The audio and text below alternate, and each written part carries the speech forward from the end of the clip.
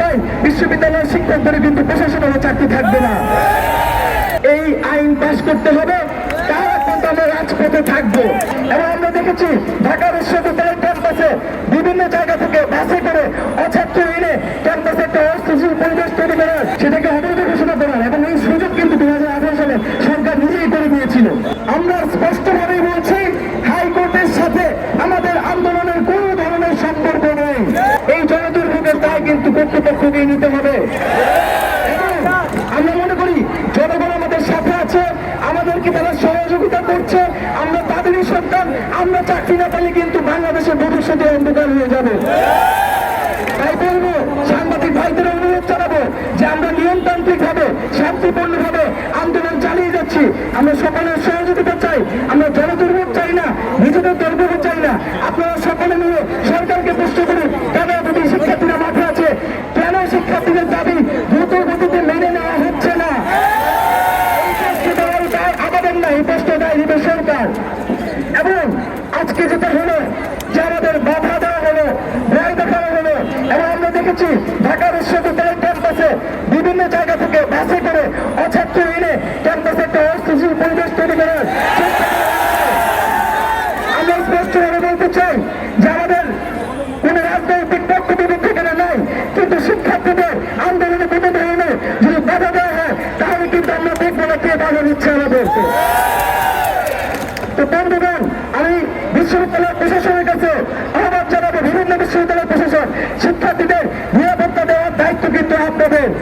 আগে বলেছি, আমাদের আন্দোলন যৌক্তিক আন্দোলন, যদি আমরা চাকরি না পাই বিশ্ববিদ্যালয়ের শিক্ষকদের কিন্তু প্রশাসনের চাকরি থাকবে না। বন্ধুগণ, এ পর্যায়ে আমরা আমাদের কর্মসূচি ঘোষণা করব।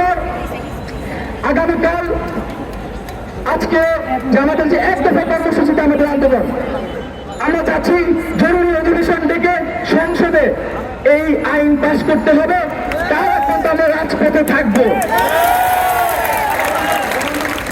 এই এক দফা দাবি সহ সারা দেশে যে হামলা করা হয়েছে, বাধা দেওয়া হয়েছে, এবং যারা বাধা দিয়েছে তাদের বিচারের দাবিতে আগামীকাল বিকাল 4টায় সারা দেশের সকল ক্যাম্পাসে বিক্ষোভ মিছিল ও সমাবেশ অনুষ্ঠিত হবে।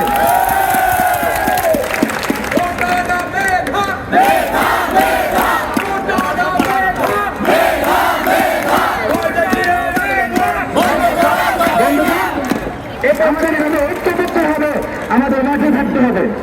দু একটি কথা বলতে চাই, আমাদেরকে বারবার বলা হচ্ছে যদি হাইকোর্টের বিষয়, আদালতের বিষয়, আমরা কেন এখানে রাজপথে আছি? আমাদের সমন্বয় সার্ভিস আলম স্পষ্ট করেছেন যে আমাদের রাজপথে থাকার কারণ। আমরা প্রথম থেকেই বলে আসছি যে কোটা একটা সরকারের নীতির বিষয়।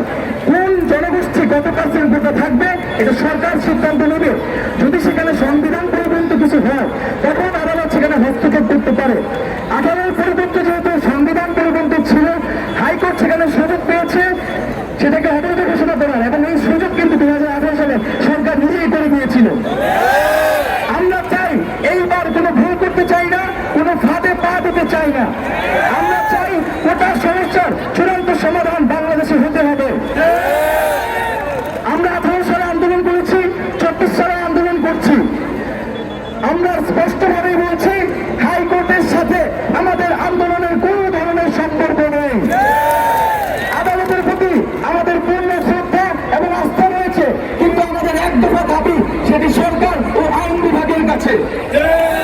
আমরা বলেছি জাতীয় সংসদে আমাদের যে এক দফা দাবি 5% কোটা অনগ্রসর জনগোষ্ঠীর জন্য রেখে বাকিটা মেধাভিত্তিকভাবে নিয়োগ দিতে হবে এবং আইন পাস করতে হবে। এবং 18 পরিবর্তন ছিল প্রথম ও দ্বিতীয় শ্রেণীর জন্য। আমরা এখন সকল বেডের কথা বলছি, যেখানে আদালত কোনো ধরনের কথা বলতে পারে না, এটি সরকারের এখতিয়ার কেবলমাত্র। কিন্তু আমরা দেখছি এই আন্দোলনের প্রথম থেকে সরকার এবং দায়িত্বশীল গুরুত্বপূর্ণ ব্যক্তিবর্গ আদালতকে সামনে রেখে কাল বাহানা করছে, আমাদের আন্দোলনের ন্যায্যতা নিয়ে প্রশ্ন তুলছে। আজকে মহামান্য আদালতও তার অবস্থান স্পষ্ট করেছে, আদালতকে আমরা সাধুবাদ জানাই। এবং আমরা মনে করি যে সরকার আসলে নিজেই আদালতের অবমাননা করার চেষ্টা করছে। যেই কাজ সরকারের, সেই কাজ সে আদালতের দিকে ঠেলে দিচ্ছে। তো আমরা বলবো এখনো সময় আছে, কর্তব্য এবং দৃশ্যমান পদক্ষেপ নিতে হবে। জরুরি অধিবেশন থেকে সংসদে কোটার আইন পাস করতে হবে। আরেকটি বিষয় বন্ধুগণ, আমাদের আন্দোলন নিয়ে রাজনৈতিক সংশ্লিষ্ট বারবার বিভিন্ন মহল কথা বলার চেষ্টা করছে যে আমাদের নাকি রাজনৈতিক উদ্দেশ্য, সেই জন্য আমরা রাজপথে আছি। আমরা খুব স্পষ্টভাবে বলতে চাই যে আমাদের সাথে সরকার বা অন্য কোনো পক্ষে রাজনৈতিক কোনো পক্ষ বিপক্ষ বা সংশ্লিষ্টতা নাই। সমস্যা নিরসন, সাধারণ শিক্ষার্থীদের স্বার্থের দাবি, তাদের মনের প্রাণের দাবি, এই আন্দোলনে বিভিন্ন দল মতের শিক্ষার্থীরা রয়েছে।